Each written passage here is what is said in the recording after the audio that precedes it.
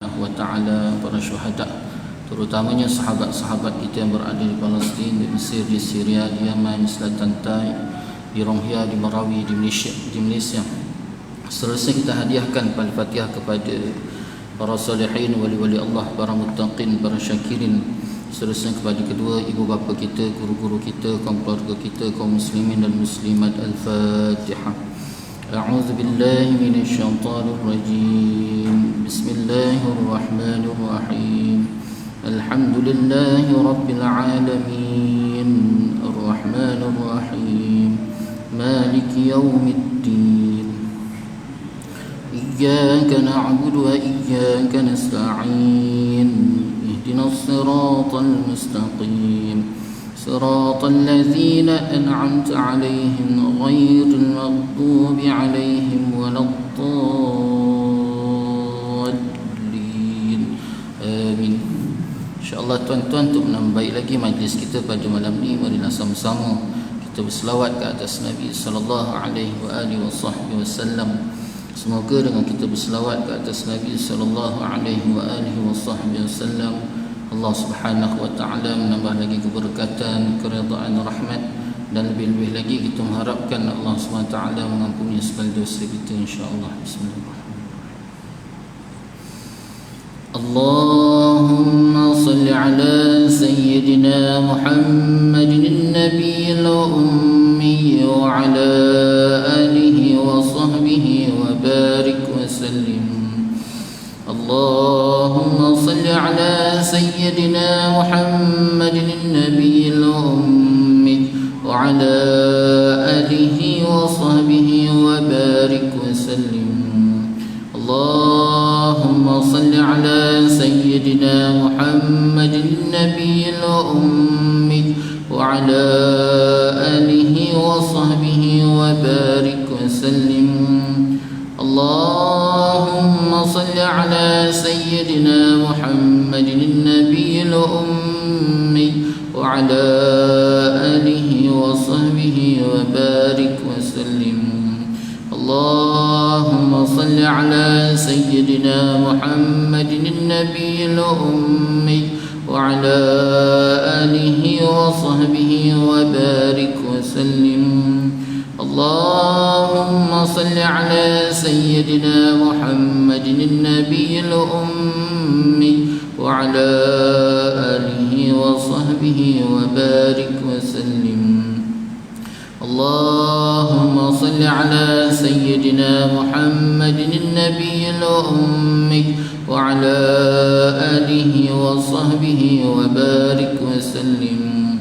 اللهم صل على سيدنا محمد النبي الأمي وعلى آله وصحبه وبارك وسلم. اللهم صل على سيدنا محمد النبي الأمي وعلى آله وصحبه وبارك وسلم. اللهم صل على سيدنا محمد النبي الأمي وعلى آله وصحبه وبارك وسلم. بسم الله الرحمن الرحيم. الحمد لله رب العالمين، وبه نستعين على أمور الدنيا والدين، والصلاة والسلام على سيد المرسلين خاتم النبيين محمد صلى الله عليه وآله وصحبه وسلم، وعلى آله وأصحابه وتابع لهم بإحسان إلى يوم الدين. سبحانك لا علم لنا إلا ما علمتنا إنك أنت العليم الحكيم. رب اشرح لي صدري ويسر لي أمري واحلل عقدة من لساني يفقهوا قولي. رب زدنا علما وارزقنا فهما. اللهم يسر ولا تعسر. ربي تمم بالخير. يا فتاح يا عليم افتح لنا فتوح العارفين. ولا حول ولا قوة إلا بالله العلي العظيم. ولا حول ولا قوة إلا بالله العلي العظيم. ولا حول ولا قوة إلا بالله العلي العظيم. أما بعد، قال الله تعالى في القرآن العظيم: أعوذ بالله من الشيطان الرجيم. بسم الله الرحمن الرحيم. ألم نشرح لك صدرك ووضعنا عنك وزرك الذي أنقض ظهرك ورفعنا لك ذكرك فإن مع العسر يسرا إن مع العسر يسرا فإذا فرغت فانصب وإلى ربك فارغب. صدق الله العظيم. Alhamdulillah, pertama-tamanya marilah sama-sama kita merafakkan rasa syukur kita ke hadrat Allah Subhanahu wa taala. Dengan keizinan Allah Subhanahu wa taala dapat sama-sama kita bertemu dan kita bersua lagi pada malam ini, dan sama-sama kita mengharapkan semoga pertemuan kita pada malam ini Allah Subhanahu wa taala penuhkan dengan keberkatan, keredaan, rahmat, dan lebih-lebih lagi kita mengharapkan Allah Subhanahu wa taala mengampuni segala dosa kita insya-Allah. InsyaAllah tuan-tuan, kita akan sambung lagi pembacaan kitab Riyadhus Shalihin yang telah dikarang kitab ini oleh Al-Imam An-Nawawi rahimahullahu ta'ala. Masih lagi perbincangan kita pada bab yang ketiga, iaitu bab sabar. Muka surat 83 hadis yang ke-27. Al-Imam An-Nawawi rahimahullahu ta'ala menyambung lagi, didatangkan hadis yang ke-27. Wa an Abi Sa'id Sa'd bin Malik bin Sinan Al-Khudri radhiyallahu anhuma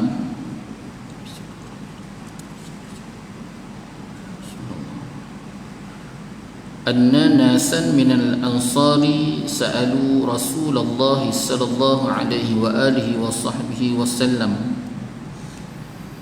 فأعطاهم ثم سألوه فأعطاهم حتى نفد ما عنده فقال لهم حين أنفق كل شيء بيده ما يكن عندي من خير فلن أدخره عنكم ومن يستعفف يعفه الله ومن يستغني يغنيه الله ومن يتصبر يصبره الله وما أعطي أحد عطاء خيرا وأوسع من الصبر. متفق عليه. Hadis yang ke-27 daripada Abu Sa'id ibn Malik ibn Sinan Al-Khudri radhiyallahu anhuma, bahawa ada beberapa orang kaum Ansar meminta kepada Nabi sallallahu alaihi wasallam, dan baginda pun memenuhi permintaan mereka.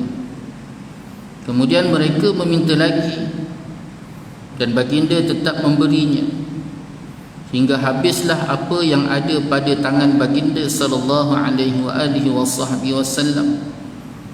Baginda lalu bersabda kepada mereka ketika telah menginfakkan segala sesuatu yang ada di tangannya.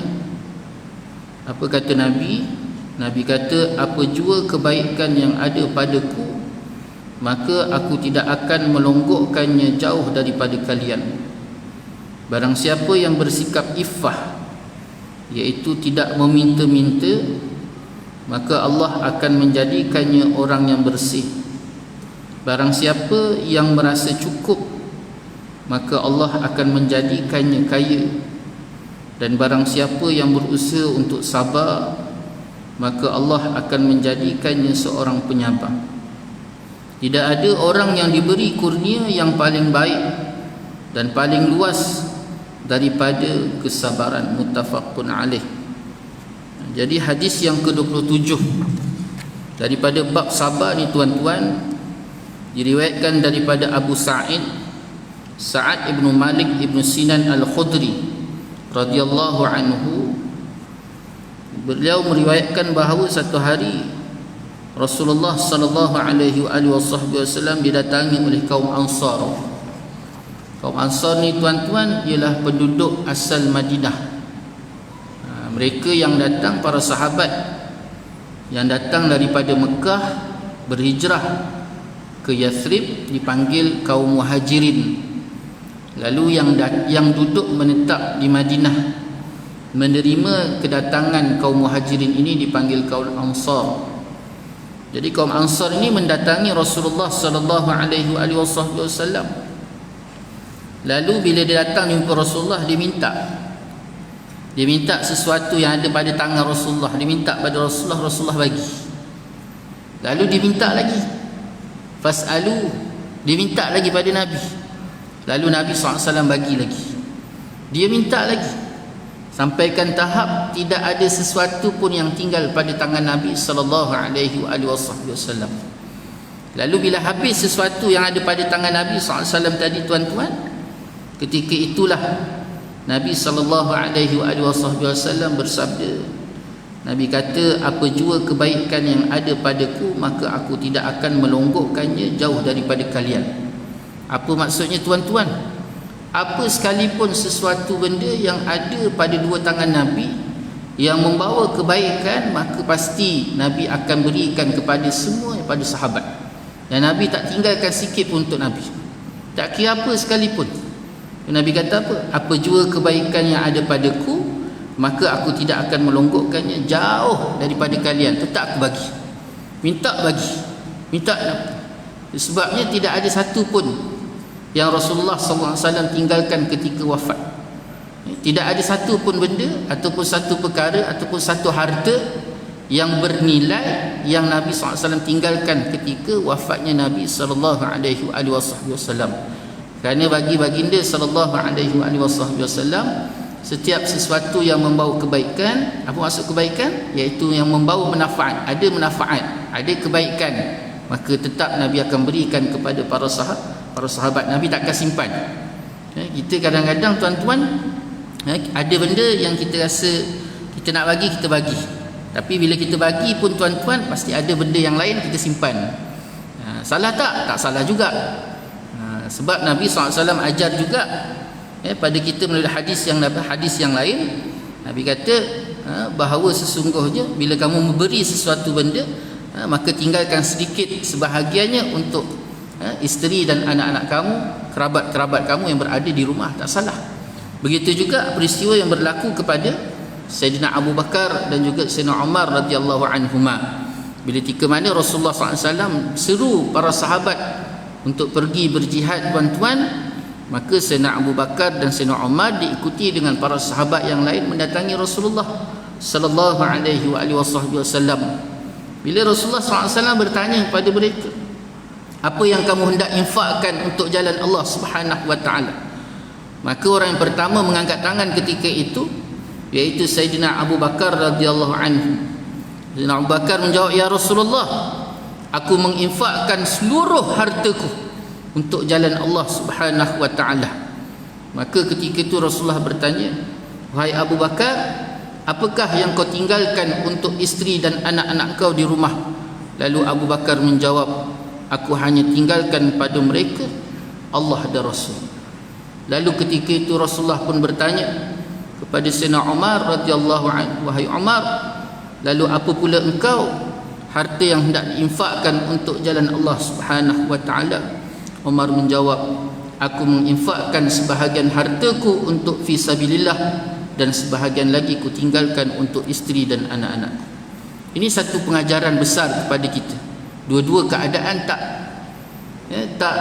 tak salah. Kita infakkan seluruh harta untuk fi sabilillah, salah tak? Tak salah. Kita infakkan sebahagian harta untuk fi sabilillah, salah tak? Tak salah juga. Kedua-dua keadaan ada hadis sahih.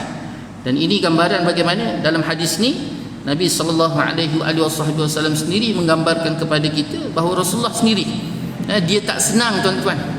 Sebabnya pernah satu hari Rasulullah SAW selesai saja memberi salam, Assalamualaikum warahmatullahi, Assalamualaikum warahmatullahi. Lalu Rasulullah SAW bingkas bangun, berlari menuju ke rumah.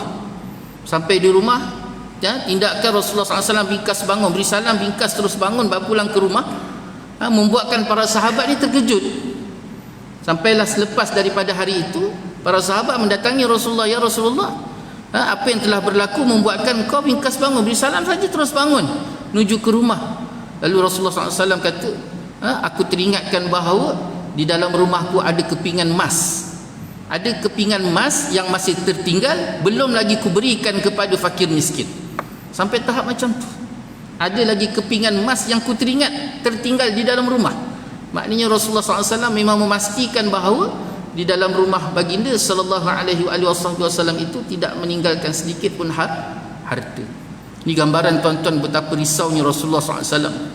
Sebabnya ahli sufi ataupun para ulama tasawuf, mereka menggambarkan bahawa harta itu seperti sesuatu benda yang sangat-sangat membebankan.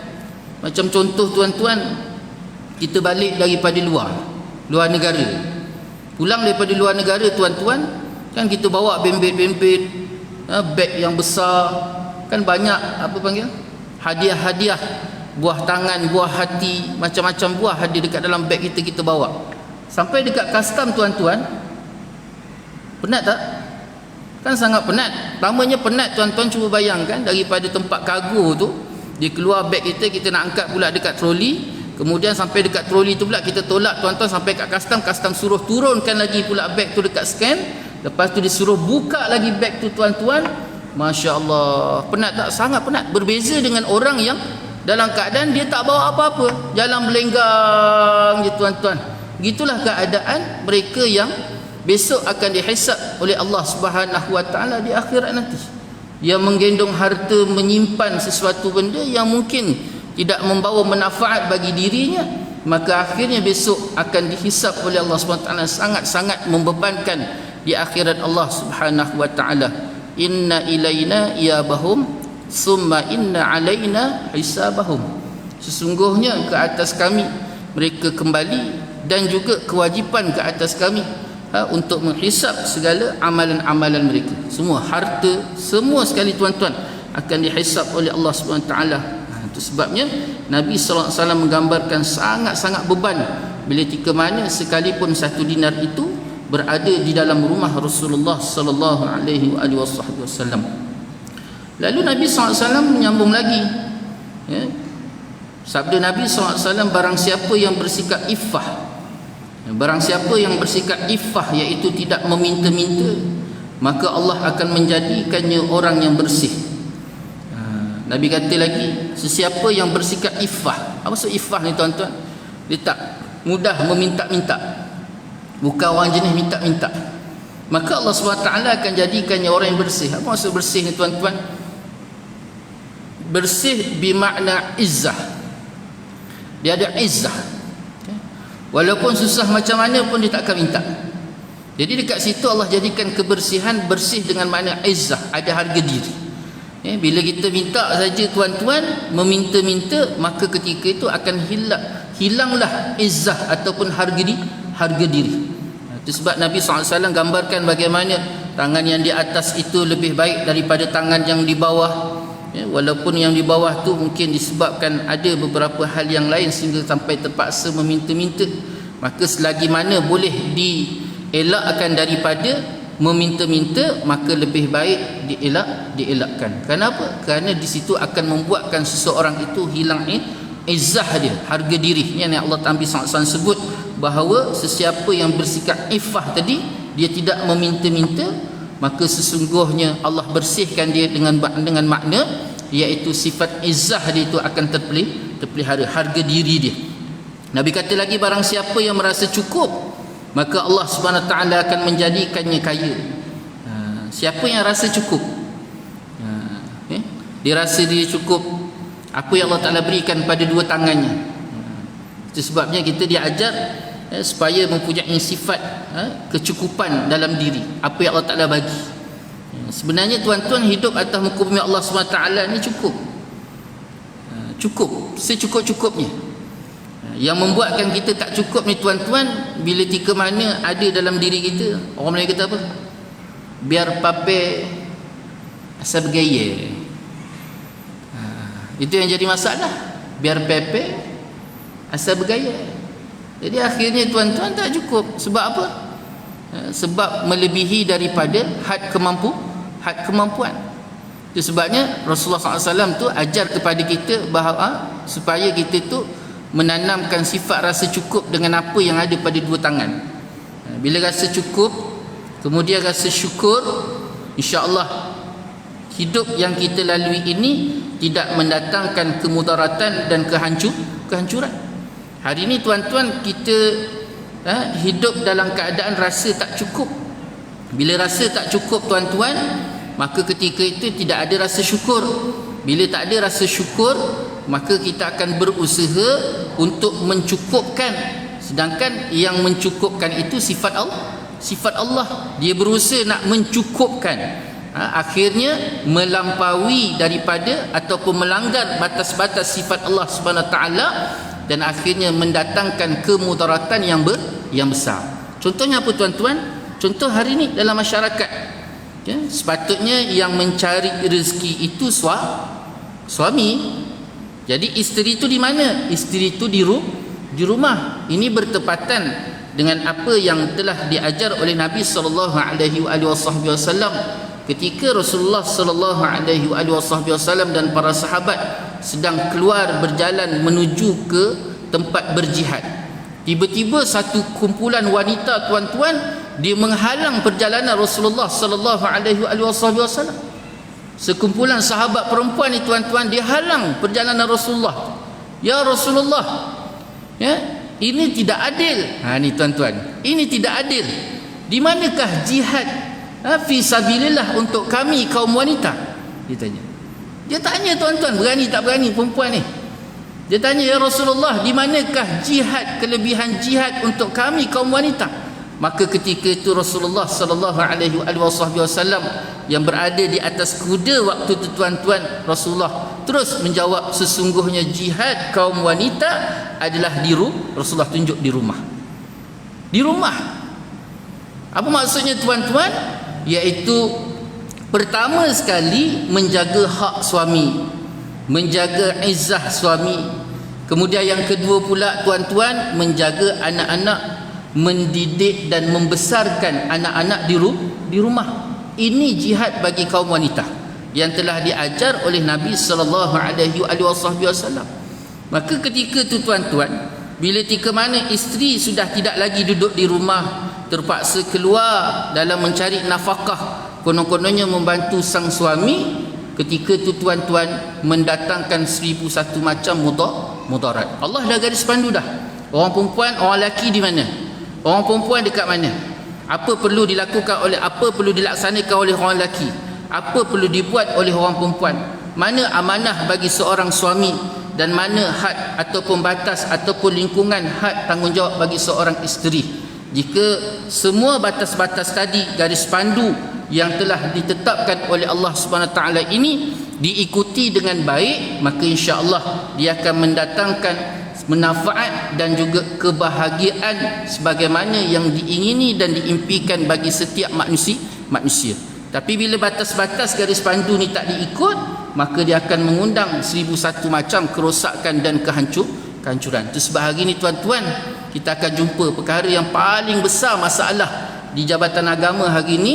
Punca kerosakan rumah tangga ataupun penceraian paling besar bila tika mana isteri didapati ada power di luar rumah. Satu, dia pergi kerja, dia gewe kat luar. Yang suami ni tak payah cakap dah, suami ni main nakal. Jangan orang perempuan nak marah pula. Alah, orang lelaki apa kurangnya? Ramai juga, itu dah kurun daripada dulu-dulu lagi dah. Tak payah nak bincang lagi dah. Memang orang lelaki ni banyak perempuan.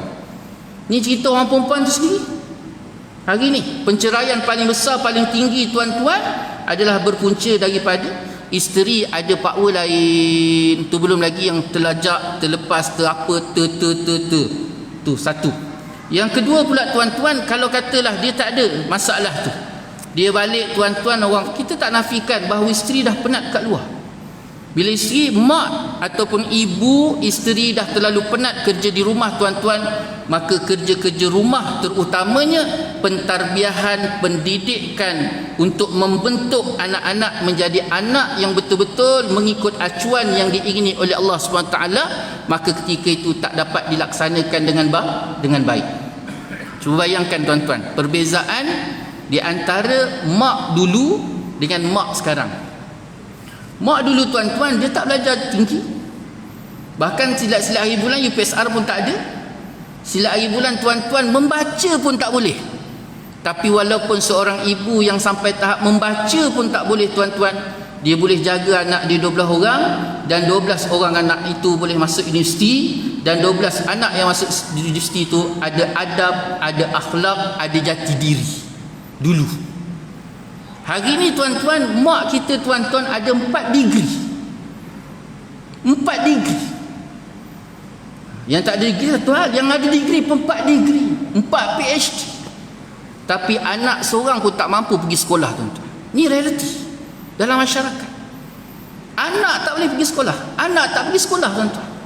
Sebab apa? Tak mampu lagi nak kawal anak tadi. Jangan kata nak jati diri, tak ada. Hari ni minta maaf tuan-tuan, cuba bayangkan. Anak kita, anak bangsa kita hari ni tuan-tuan, tidak ada lagi jati diri. Pegangan hidup tak ada, jati diri, kekuatan tu tak ada, tuan-tuan. Saya datangkan satu contoh, satu kisah. Satu hari tuan-tuan, saya berulang-alik pergi ke Aceh. Jadi bila naik je flight tuan-tuan pergi ke Aceh, setempat saya tidur. Saya biasa saya akan tidur. Saya akan beli kerusi yang duduk kat tingkap, saya naik, saya duduk, saya tidur. Sebab waktu itulah waktu paling seronok tidur, tak ada orang kacau. Jadi bila saya letak aje, naik je terus tidur. Dah bagi nak terlelap, tiba-tiba ada seorang hamba Allah, adik ni tuan-tuan, dia cuit saya. Bila dia cuit saya tuan-tuan, ya dek, dia cuit tu saja pun dah geram dah. Kita nak tidur, dia cuit ni kita. Bila dia cuit kita, dia tanya, abang nak pergi mana? Saya kata saya nak kalau tak silap saya, kapal terbang ni rasanya pergi Aceh. Kan dia kacau orang nak tidur, cik pasal. Jadi akhirnya tak cukup dengan tu, terus dia tanya lagi, buat apa ke Aceh? Berapa kali ke Aceh? Saya masa tu tuan-tuan 1 bulan 2 kali pulang ke Aceh. Jadi macam-macam dia tanya isteri saya, dia tanya anak berapa, dia tanya kerja apa, habis semua dia tanya. Selepas semua di interview tu tuan-tuan, saya pun tanya dia pergi ke Aceh buat apa? Dia kata dia belajar. Dia belajar ambil pengajian Islam degree tahun akhir. Tuan-tuan ni tuan-tuan dengar betul-betul pengajian Islam tahun akhir degree, umur 27 tahun. Ni bukan mengumpat, saya tak sebut nama. Cuba bayangkan tuan-tuan, seorang lelaki umur 27 tahun, degree tahun akhir pengajian Islam. Kemudian saya kata, oh dah 27 tahun. Saya tanya pada dia, bila nak kahwin? Dia dah tanya saya isteri berapa, anak berapa. Saya tanya dia, bila nak kahwin? Dah kahwin ke? Belum kahwin lagi. Bila nak kahwin? Dia kata, bang, dia kata, susah lah. Bila dia jawab susah tu tuan-tuan, saya nak dengar apa alasan dia. Kenapa susah pula? Yelah, cuba abang bayangkan, dia kata, kalau saya kahwin besok, saya ada isteri, saya kena sediakan rumah. Kemudian saya ada anak, saya kena fikir pula susu dia, pampers dia. Saya masa tu tuan-tuan, mula-mula saya marah tu sebab dia kacau saya tidur. Tapi bila dia jawab macam tu tuan-tuan, lagi saya naik temperature. Sebab dia seorang pengajian Islam. Seorang pengajian Islam bukan budak tadika, bukan budak pasti tuan-tuan. Budak pengajian Islam, umur pula bukan 17 tahun, 27 tahun. Dia jawab betul-betul macam tak ada Tuhan. Sampai saya terlancau bercakap. Saya kata, dik, kau punya Tuhan ni tak kerti bagi makan kau ke? Cuba bayangkan, tuan pemarah sangat tuan-tuan. Saya tanya dia, Tuhan kau tak kerti bagi makan kau ke? Yang sampai kau ni, mana iman kau? Mana akidah kau?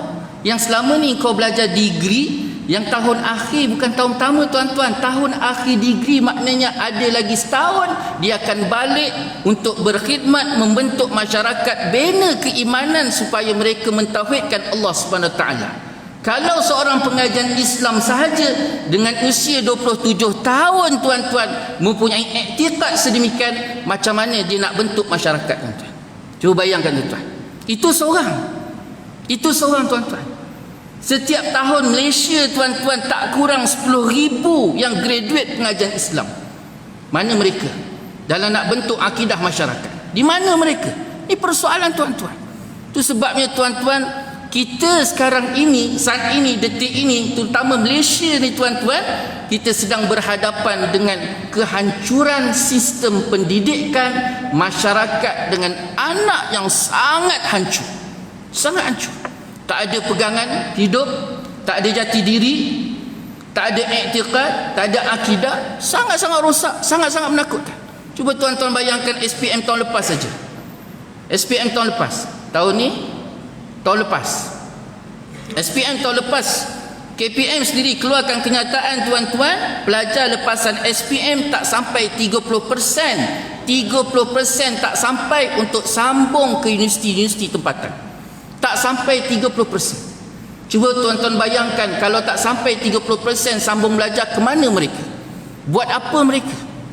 Tuan-tuan, nilai ilmu itu tidak ada lagi dalam diri anak-anak kita pada hari ini. Sedangkan tuan-tuan, Allah SWT turunkan wahyu yang pertama adalah suratul Alaq. Iqra bismi rabbikal ladzi khalaq, khalaqal insana min 'alaq, iqra wa rabbukal akram, alladzi 'allama bil qalam, 'allamal insana ma lam ya'lam. Suratul Alaq bicara tentang ilmu. Allah SWT nak gambarkan kepada kita betapa besar dan pentingnya ilmu. Allah Ta'ala tak turunkan suratul Ikhlas yang pertama, Qul huwallahu ahad, Allahus samad, lam yalid wa lam yulad wa lam yakul lahu kufuwan ahad. Kalau kita fikir dengan logik akal kita tuan-tuan, sepatutnya Allah SWT turunkan suratul Ikhlas yang pertama, kerana suratul Ikhlas lah yang menggambar, memperkenalkan Allah SWT kepada kita. Tapi tak diturun suratul Ikhlas, diturunkan suratul Alaq yang membicarakan tentang ilmu, nak gambarkan kepada kita betapa besar dan pentingnya ilmu pengetahuan. Tapi hari ini tuan-tuan, nilaian ilmu itu, kepentingan ilmu sudah tidak ada lagi dalam dada-dada anak kita tuan-tuan. Cuba bayangkan apa akan jadi. Itu sebabnya tuan-tuan, masyarakat jahil dalam keadaan bodoh berjalan langkah tanpa ilmu adalah teras ataupun punca utama membuatkan kehancuran, kerosakan masyarakat yang paling utama. Rumah tangga, masyarakat, politik, sistem pendidikan, semua sekali tuan-tuan akhirnya akan hancur. Hancur semua sekali. Tak ada apa dah. Sebab apa? Manusia berjalan dalam keadaan menilai sesuatu dengan akal semata-mata tanpa berpandukan ilmu. Akhirnya semua saya rasa cuba bayangkan tuan-tuan, hari ini sampaikan Al-Quran pun boleh orang mempertikaikan. Quran kalam Allah tu, Quran kalam Allah SWT itu pun boleh dipertikaikan tuan-tuan, kerana tidak mungkin tidak selari dengan akal kemahuan tadi tuan-tuan. Akhirnya kita perlu perbaharui lagi. Cuba bayangkan tuan-tuan, kerana setiap apa permasalahan yang timbul semua diukur dengan akal. Sedangkan kita berjalan ni tuan-tuan secara jelas Allah Ta'ala sebut, wa ma khalaqtul jinna wal insa illa liya'budun, dan tidak aku jadikan jin dan manusia kecuali untuk beribadah, taat pada Allah. Duduk atas muka bumi ni tuan-tuan, kerja kita taat pada Allah, ikut kemahuan Allah, berjalan berpandukan garis pandu yang telah ditetapkan oleh Allah SWT di dalam Al-Quran. Keluar, lari, tak ikut, maka ketika itu kita telah membina kehancuran dan kemudaratan besar pada diri, keluarga dan juga masyarakat. Ini yang berlaku. Sebabnya tuan-tuan, Nabi SAW sebutkan di sini, barang siapa yang merasa cukup, maka Allah akan menjadikannya kaya. Barang siapa yang merasa cukup, maka Allah menjadikan dia kaya. Penting perasaan ataupun rasa cukup itu dibina dalam diri. Supaya apa tuan-tuan? Supaya kekayaan yang Allah datangkan itu bukan bermakna dengan harta semata-mata, tetapi kekayaan di situ dengan makna rasa lapang, rasa besar, dan rasa tuan-tuan bahagia. Kaya dengan makna lapang dan juga bahagia. Itu paling penting. Itu sebab saya datang tuan-tuan. Kalau tuan-tuan ingat lagi kisah bagaimana seorang hamba Allah tahun 90-an. Ini cerita tahun 90-an. Tahun 90-an tuan-tuan, seorang hamba Allah, abang ni tuan-tuan, dia kerja tukang kebun sekolah. Kerja tukang kebun sekolah tuan-tuan, gaji dia 900. Gaji 900 tuan-tuan, dia ada seorang isteri, dia tak bekerja, duduk kat rumah. Kemudian dia ada anak 7 orang. 7 anak ni tuan-tuan, 5 orang sekolah. 5 orang sekolah ni tuan-tuan, 5 hafal Quran dan 5 dah 3 masuk universiti. 5 hafal Quran, 3 masuk universiti, 2 masih lagi tuan-tuan duduk di sekolah dan 2 lagi belum sekolah. Tapi tuan-tuan dengan izin Allah SWT, dengan gaji RM900 tadi tuan-tuan, cukup dengan izin Allah SWT 7 orang tadi dibagi makan, dan juga seorang isteri dia tuan-tuan dengan izin Allah Subhanahu wa taala. Di mana kecukupan tu? Itu sebabnya patah Melayu kata apa tuan-tuan? Apa patah Melayu kata? ukur baju di badan sendiri. Ini sangat bercanggah daripada kata-kata biar pepe, biar pape, asal bergaya. Ni masalah kan. Orang pakai kereta besar, kita nak pakai kereta besar. Orang pakai rumah besar, kita nak pakai rumah besar. Orang pakai isteri besar, kita nak pakai isteri besar. Jadi bila dah besar sangat tuan-tuan periuk tadi, keraknya pun besar. Bila kerak besar, kemampuan kita tak ada. Bila kemampuan tak ada, isteri tu paksa keluar. Bila isteri keluar, tuan-tuan konon-konon bantu kita, tuan-tuan, akhirnya anak terlepas. Bila anak balik, tuan-tuan dah tak boleh lagi nak kawal mereka, tak boleh lagi nak bentuk mereka, tak boleh lagi nak tarbiyah mereka, tak boleh didik. Maka ketika tu anak dah mula mencari sesuatu benda untuk jadikan tempat bergantung, tempat luahan, maka mengundang 1001 macam. Tu belum lagi masalah tu, masalah ini dan sebagainya. Akhirnya tuan-tuan, kekayaan, kebahagiaan yang kita harapkan disebabkan kita tak ikut acuan ataupun garis pandu yang ditetapkan oleh Allah SWT, maka di situ ketika itu daripada kaya, bahagia, berubah menjadi kesengsaraan dan juga kemudaratan, kehancuran. Nabi kata apa lagi tuan-tuan? Nabi SAW kata lagi, barang siapa yang berusaha untuk sabar, maka Allah akan menjadikannya seorang penyabar. Sabar ni apa tuan-tuan? Menahan diri. Sabar ni nama Nabi apa? Sayyidina apa? Imam Ghazali rahimahullah ta'ala sebut sabar ada 3. Ini kita dah bincang bulan lepas, cuma diingatkan. Pertama, sabar dalam melaksanakan perintah Allah. Yang kedua, sabar dalam meninggalkan larangan Allah. Yang ketiga, sabar dalam mendepani musibah. 3 sabar. Ini 3 keadaan sabar yang perlu kita datangkan. Sabar dalam melaksanakan perintah Allah. Perintah Allah ni tuan-tuan besar, luas. Pertama sekali tuan-tuan, skop ibadah. Yang kedua besarnya tuan-tuan, skop kehidupan. Jadi kedua-dua keadaan ini ada garis pandu yang telah ditetapkan oleh Allah SWT untuk kita laksanakan segala titah perintah tadi. Dan tak boleh kita tinggalkan, dan tak boleh kita lalai, leka. Begitu juga yang kedua dalam larangan-larangan Allah SWT.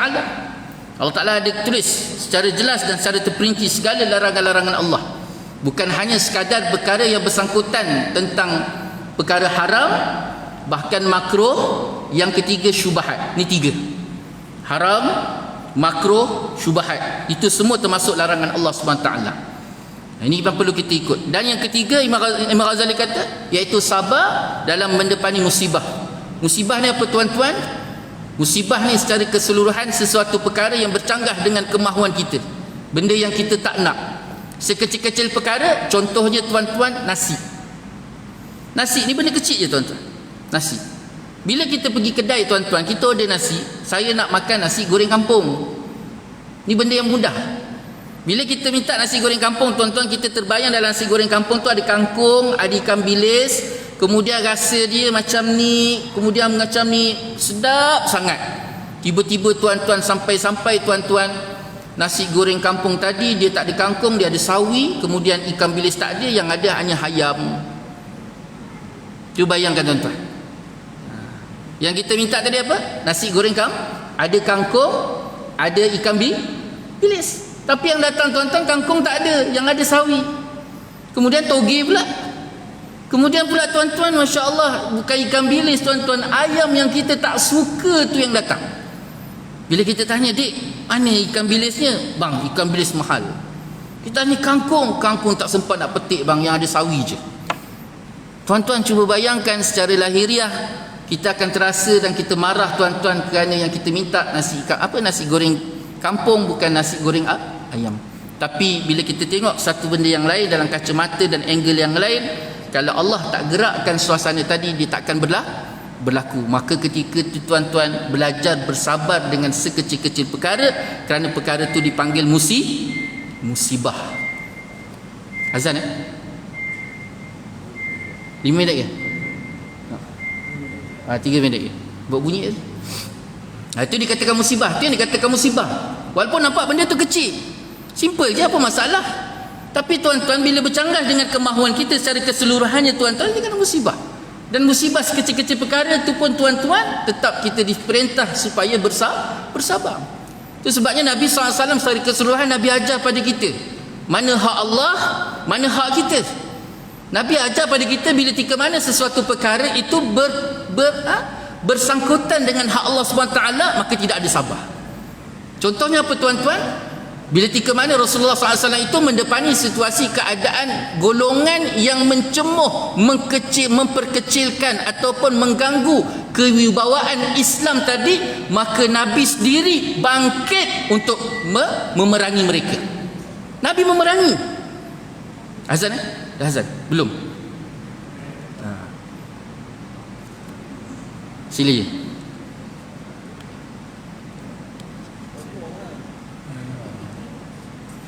Ya.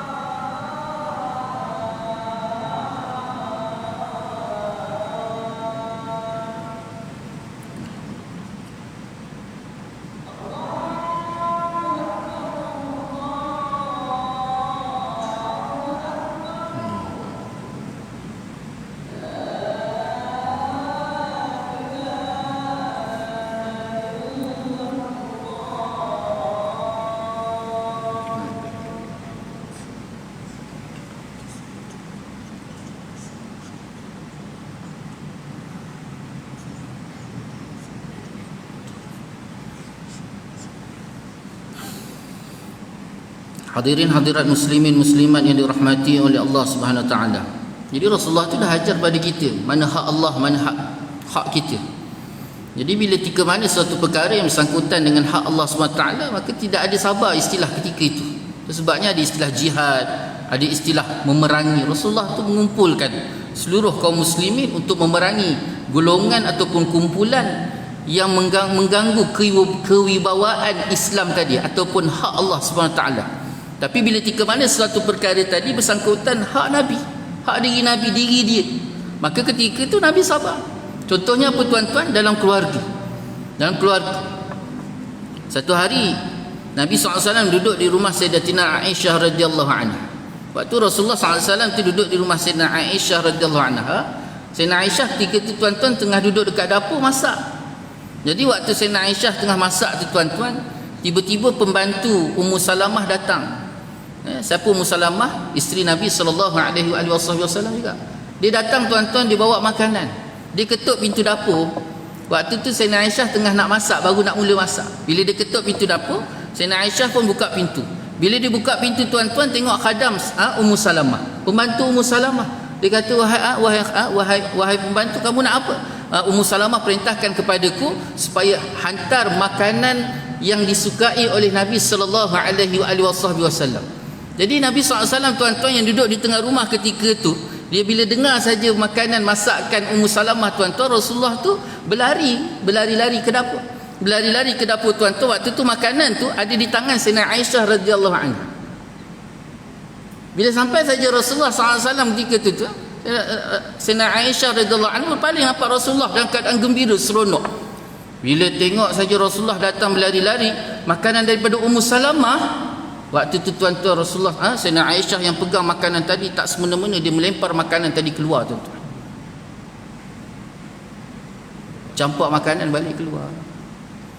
Bila campak makanan balik keluar tadi tuan-tuan, khadam tadi, maka wakil ataupun pembantu Ummu Salamah tadi bila tengok Sayyidina Aisyah dalam keadaan berang tadi tuan-tuan, dia pun lari balik. Dia berlari balik. Rasulullah waktu tu tuan-tuan terus berundur masuk balik ke dalam tuan-tuan. Cuba bayangkan tuan-tuan, seorang Nabi, seorang Rasul, seorang suami. Kalau kita lah pula tuan-tuan, seorang suami. Cuba bayangkan isteri kita tuan-tuan, makanan kegemaran nasi lemak sotong tuan-tuan, tiba-tiba dia campak. Yang masak tu pula ialah isteri yang memang sedap, kita suka masakan dia. Tiba-tiba dia campak tuan-tuan. Marah tak? Cuba bayangkan tuan-tuan, ini bagaimana Rasulullah SAW ajar pada kita. Dia balik tuan-tuan, boleh terus duduk kat tengah rumah. Bila duduk kat tengah rumah tuan-tuan, Sayyidina Aisyah radhiyallahu anha yang duduk dekat dapur tadi tuan-tuan, terus dia kata, hari ni makanan Ummu Salamah tak ada, makanan Aisyah pun tak ada, tak payah makan. Tutup dapur. Selesai. Nampak tuan-tuan? Cuba bayangkan. Ada Rasulullah marah? Tidak. Dia tahu bahawa ini hak Sayyidina Aisyah dan ini hak dia. Dan waktu tu perlu sabar. Kita tak tuan-tuan? Kebiasaan kita tuan-tuan, isteri kalau masak dia tak ada sambal belacan tuan-tuan, masya-Allah siap berpedang-pedang tuan-tuan. Saya dah cakap dengan awak, setiap kali masak masakan saya mesti ada sambal belacan berpedang-pedang tuan-tuan. Ini kita kena belajar mana hak Allah, mana hak kita tuan-tuan. Yang mana hak kita, perkara yang bersangkut paut dengan kiri kita tuan-tuan, ketika itu kita depani dengan tapi bila ketika mana sesuatu yang bersangkut paut dengan hak Allah, maka ketika itu tidak ada sabar. Akhirnya Nabi tutup kata-kata ini. Nabi kata, tidak ada orang yang diberi kurnia yang paling baik dan paling luas daripada kesabaran. Maknanya sifat sabar ini sangat-sangat luas, sangat-sangat besar, dan kunci bagi segala kebaikan dan juga kunci bagi segala kebahagiaan. Kita hari ni tuan-tuan hidup atas dunia ni yang jadi porak-peranda ni tuan-tuan, isu dia satu je, tak sabar. Rumah tangga hancur, tak sabar. Masyarakat pecah, tak sabar. Pentadbiran rosak, tak sabar. Semuanya satunya isunya tak sabar. Mudah menghukum, mudah mengambil tindakan, terlalu mudah. Kenapa? Tidak ada sabar. Kadang-kadang isteri bercakap angle ni, suami bercakap angle ni. Suami faham cara lain, isteri faham cara lain. Disebabkan tak sabar, akhirnya bergaduh, akhirnya tuan-tuan cerai. Pergi Jabatan Agama, mahkamah, tidak sefahaman. Padahal isunya hanya disebabkan dia tak sabar. Isteri bercakap dalam angle ni, suami cakap angle ni. Itu dalam suami isteri, adik-beradik, masyarakat, jiran bercakap dalam angle ni. Yang jiran ni pula cakap angle ni, dia faham lain, salah faham. Maka ketika itu mudah menghukum tanpa ada sabar, akhirnya tuan-tuan berpecah. Begitu juga tak kira apa sekalipun yang jadi sampai porak-peranda negara, tanah air, sampai ke masyarakat atas dunia ni, cuma isunya tak sabar. Itu sebab Nabi tutup kata-kata, Nabi kata tidak ada orang yang diberi kurnia yang paling baik, yang paling luas daripada kesabar. Maknanya sabar itulah karunia yang paling baik dan paling luas bila tika mana Allah berikan kepada seseorang itu. Wallahu ta'ala alam. Jadi itulah sikit sebanyak yang dapat kita kongsi bersama pada malam ini. Banyak-banyak kita berdoa pada Allah SWT supaya Allah berikan kita kefahaman yang baik, diberikan kita kekuatan, kelapangan jalan untuk senantiasa kita duduk dalam ketaatan dan pengabdian pada Allah SWT. Semoga kita baik di dunia, baik di akhirat. Yang baik itu daripada Allah, yang tidak baik itu kelemahan saya sendiri. Saya mohon maaf di atas segala salah kata, salah bicara. Mohon maaf di atas segala-galanya. InsyaAllah kita tanggung majlis dengan tasbih kafaratan salawat. Subhanakallah bihamdika asyhadu an la ilaha illa anta astaghfiruka wa atubu ilaik. Bismillahirrahmanirrahim. Wal 'asri innal insana lafi khusr illa alladhina amanu wa 'amilus solihati wa tawassaw bil haqq wa tawassaw bis sabr. Wabillahi taufiq hidayah. Wassalamu alaikum warahmatullahi taala wabarakatuh.